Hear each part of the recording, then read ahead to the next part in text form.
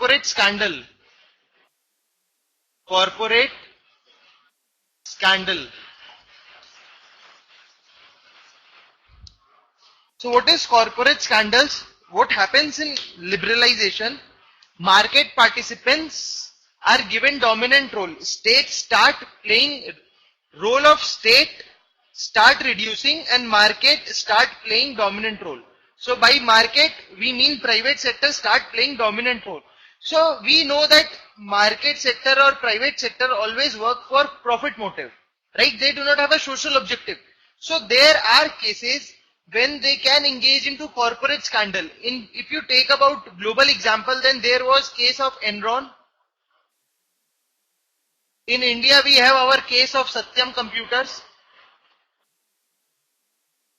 Okay, so there are cases where they will manipulate their books of account, and as a result of this they will wipe off the profit and they will show as if the company is incurring less profit, and they will take out the cash from the business for their personal uses.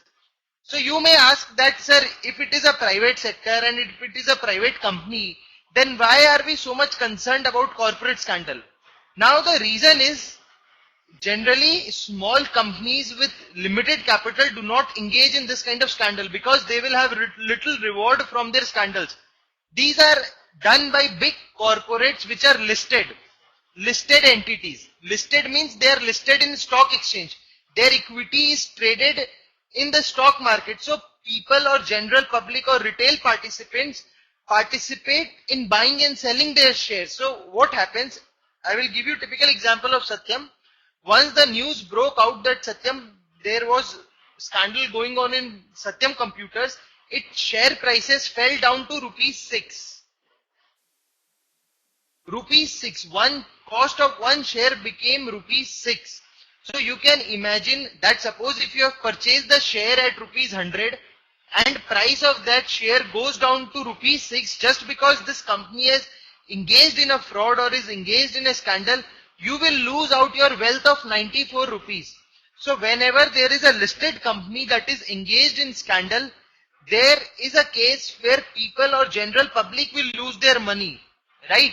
So this is one of the effect of liberalization that is seen, that where market play dominant role, and if in case they can collude with auditors and they can wipe off their profit or they can manipulate their books of account, so this kind of scandal can happen where cash is taken out of the business and it is used for the benefit of promoters.